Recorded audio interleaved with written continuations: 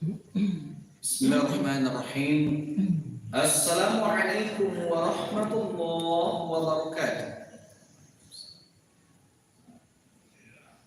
Alhamdulillahirabbil alamin. Alhamdulillahilladzi nawwara hadhihi dunya bisyamsi wal qamar wa khalaqa minha zawjaha wa batha minhuma rijalan katsiran wa nisaa'a. واتقوا الله الذي تساءلون به والأرحام إن الله كان عليكم رقيبا أشهد أن لا إله إلا الله وأشهد أن محمدا عبده ورسوله صلى الله عليه وسلم La nabiyya wala rasula ba'da amma ba'du. Bapak-bapak, ibu-ibu, hadirin hadirat, di pertemuan kita sebelumnya kita pernah membahas mengenai kesalahan-kesalahan yang sering kita laksanakan ketika melaksanakan sholat. Nah, insya Allah pada kesempatan yang mulia kali ini itu insya Allah kita akan melanjutkan kembali apa saja kesalahan-kesalahan yang sering kita laksanakan ketika melaksanakan sholat. Itu kesalahan yang pertama Bapak Ibu sekalian, mendahului gerakan imam. Nah, itu banyak di antara makmum itu tidak mengindahkan apa gerakan atau bacaan takbir dari imam. Lalu kami sebagai makmum baca caranya agar jangan sampai mendahului imam. Di situ kita bisa melihat oleh dua aspek yang memiliki peranan penting Bapak Ibu sekalian. Yang pertama aspek yang dipimpin oleh imam, yang kedua adalah aspek yang dipegang teguh oleh makmum. Kalau dua aspek tersebut kita perhatikan, insya Allah akan mungkin bisa mendahului imam. Kalau kita tengok dari aspek yang pertama, apa sih aspek yang harus dipegang teguh oleh imam? Yang pertama Bapak Ibu sekalian, imam harus mengetahui apa yang harus didahulukan, apa yang harus dilaksanakan. Nah, Imam Syafi'i itu dalam kitabnya mengatakan bacaan takbir itu beriringan dengan gerakan salat. Jadi misalkan ketika hendak berdiri sempurna, ketika telah berdiri sempurna, kemudian kita ingin bertakbir, Allahu Akbar. Allah ketika mengangkat tangan, berakhir ketika lah mendekapkan tangan. Mau dituju ketika selesai, lam yalid wa lam yulad wa lam yakul lahu kufuwan ahad. Kemudian ingin rukuk, Allahu Akbar. Allah kita mengangkat tangan, berakhir ketika telapak tangan telah berada di lutut. Nah, Iko bisa kita lakukan bagi imam maupun makmum. Tapi kalau imam diperbolehkan untuk bergerak dahulu, ketika sudah hampir sempurna gerakannya, ingat Bapak Ibu sekalian, terutama kita laki-laki, ketika hampir sempurna gerakannya, baru kemudian ia membaca Allahu Akbar. Jadi andaikan misalkan inyo dari lam yalid wa lam yulad wa lam yakul lahu kufuwan ahad, Allahu Akbar, ketika hampir sempurna bacaan gerakan rukuknya, kemudian di saat itulah imam membaca Allahu Akbar. Mau dituju Sami'a Allahu liman hamidah, bergerak dulu ketika hampir sempurna gerakan i'tidal, baru kemudian imam membaca Sami'a Allahu liman hamidah. Apa tujuan dari hal tersebut Ustaz? Jawabannya untuk mengantisipasi makmum jangan sampai mendahului imam. Kalau banyak kita temui imam membaca takbir dahulu kemudian baru bergerak. Inya membaca takbir Allahu Akbar, baru kemudian bergerak. Di saat inyo baru separuh bergerak, separuh sempurna, dan makmumlah sempurna rukuknya. Mau dituju ketika membaca Sami'a Allahu liman hamidah, kemudian baru imam bergerak, imam baru separuh sempurna dan makmumlah tagak i'tidal dalam keadaan sempurna. Dan itulah Bapak Ibu sekalian, terkhususkan untuk imam, kita membaca takbir dulu, tapi kemudian setelah hampir sempurna gerakannya baru kemudian kita bergerak dulu, ketika itu baru kemudian membaca takbir. Ingat Bapak Ibu sekalian, jangan pernah membaca takbir terlebih dahulu baru kemudian bergerak, bisa dipastikan pasti makmum akan mendahului imam. Itu konsep yang pertama. Kemudian yang kedua, hal yang penting dipegang oleh makmum adalah idza kabbara fakabbiru. Imamlah selesai bertakbir kata Rasulullah, baru kalian bertakbir. Banyak di antara makmum ketika imam sedang bertakbir, ayolah mulai bagaimana. Jadi kalau kita ini mengikuti sunnah Rasulullah, ketika imamlah selesai bertakbir, Allahu Akbar fakabbiru, maka baru kalian bertakbir. Kecuali misalkan kita salat di belakang imam, kita bisa maga-agaan caranya gerakan kita jangan sampai mendahului gerakan imam. Ya udah silahkan, tidak masalah. Tapi bagi apa-apa yang salat di ujung, salat di saf yang ketiga, atau ibu-ibu yang salat di belakang mihrab, itu kita tidak bisa mencari imam. Cara maga-agaannya, tunggu imam selesai bertakbir. Nah, ingat Bapak Ibu sekalian, kalau gerakan salatnya mendahului rukuk, i'tidal, sujud, duduk di antara dua sujud, maka ulama terbagi menjadi dua. Yang pertama mengatakan salatnya tetap sah, tapi ini hanya dapat pahala salat surang.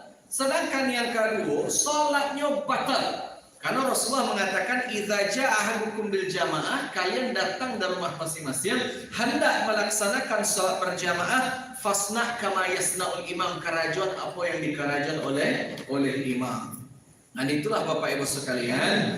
Nah, kalaulah seperti itu, ya udah tunggu imam sampai selesai bertakbir, baru kemudian kita bertakbir. Tunggu imam sampai selesai bertakbir, baru kemudian kita bergerak mengikuti gerakan imam. Itu kesalahan yang pertama.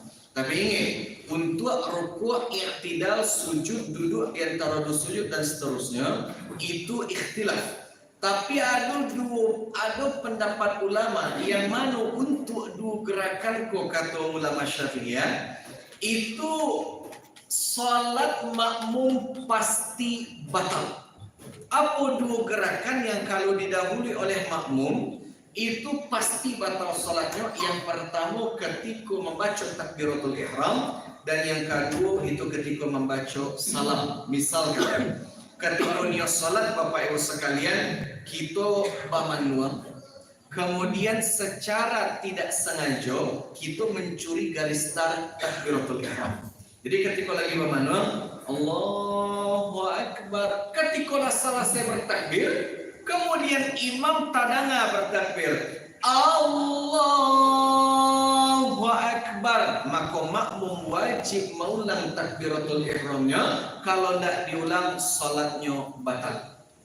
Atau yang kedua ketika salam Bapak Ibu sekalian, misalkan at-tahiyatul mubarakatuh sampai fil alamin innaka hamidum majid, kita sakit parui, tapi imam alunjo salam-salam. Karena mungkin terjadi perbedaan kecepatan antara bacaan tasyahud akhir imam dengan bacaan tasyahud akhir makmum, sehingga apa yang terjadi, kemudian karena sakit parui, akhirnya kita batalkan salat, atau mungkin kita salam, assalamualaikum warahmatullahi wabarakatuh, langsung kita keluar masjid, sementara imam dan makmum yang lain itu masih dalam posisi tasyahud akhir. Salatnya batal, ini wajib mengulang salat bagi. Makanya Bapak Ibu sekalian, sebagai makmum itu wajib mengikuti imam. Idza kabbara fakabbiru. Imam bertakbir, baru kalian bertakbir. Idza sajada fasjadu. Imam sujud, baru kalian sujud. Idza raka'a farka'u. Imam rukuk, baru kalian rukuk.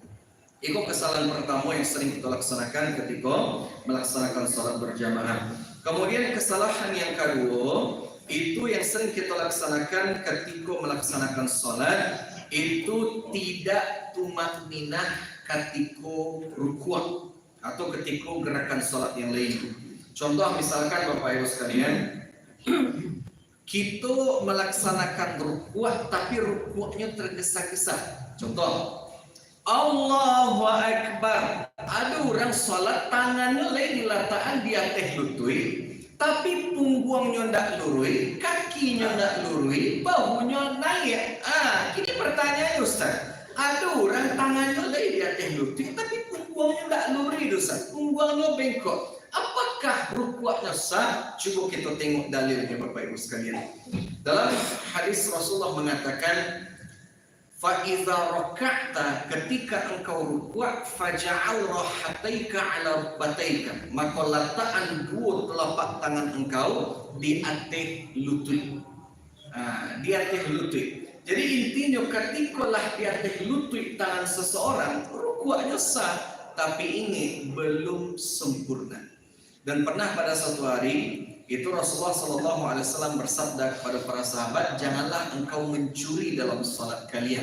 Sahabat bertanya, ya Rasulullah, bagaimana bentuknya kami mencuri dalam salat kami? Apa jawaban Rasulullah? Ketika engkau tergesa-gesa dan tidak menyempurnakan rukuk dan sujudmu. Ini pertanyaannya, rukuk yang sempurna itu Ustaz, tidak cukup di atas lutut saja. Tapi Imam Syafi'i mengatakan rukuk yang sempurna itu jangan sampai kita dilabeli sebagai pencuri dalam salat. Itu wajib kita perhatikan 3 hal. Yang pertama, itu tangan tidak hanya ditopang di atas lutut, tapi menekan lutut tadi. Sehingga apa yang terjadi? Kakinya lurus sempurna, saking lurusnya itu otot belakang dengan otot betisnya dalam keadaan tegang sempurna. Itu yang pertama. Yang kedua, bahunya tidak naik, tapi bahunya turun. Dan yang ketiga, punggungnya sejajar. Nah, untuk masalah punggung, tentu kita tidak bisa mencalek punggung kita seorang. Mau tidak mau, kita butuh bantuan orang lain. Yang punya suami, minta tolong ke suaminya. Bah, coba tengokan, bah, kira-kira punggung mamaku lah lurus atau alun. Kira-kira lah luri atau alun. Kira-kira kalau seandainya lah luri, di mana posisi tangan? Kemudian punggung kita lah perhatikan. Tapi ingat Bapak Ibu sekalian, intinya ikhtiar. Indah pun luri-luri mana tidak masalah. Yang penting ada usaha kita untuk menyempurnakan rukuk kita. Kemudian perlu kita pahami juga Bapak Ibu sekalian, bahwa dalam sujud, itu kan yang wajib tercacah sajadah. Karena Rasulullah mengatakan tidaklah belum diberikan seseorang melakukan sujud sampai kaniannya tercacah. Memang betul, idza sajadal abdu, ketika hamba itu sujud, sajada ma'ahu sab'atu arabin. Ada 7 anggota tubuhnya yang wajib ikut sujud bersama kita. Ada 7 anggota tubuhnya menempel ke sajadah, sujudnya sah. Tapi hendaknya kita bisa mengetahui baraja-baraja cara menyempurnakan yang sujud tadi. Di mana letak siku kita, katiaknya hidungnya pariknya bahunya Mudah-mudahan dengan baraja tadi semakin sempurnalah kualitas ibadah salat kita. Amin amin ya rabbal alamin. Mungkin hanya itu saja yang bisa saya sampaikan. Kurang lebih mohon maaf. Billahi taufiq wal hidayah. Assalamualaikum warahmatullahi wabarakatuh.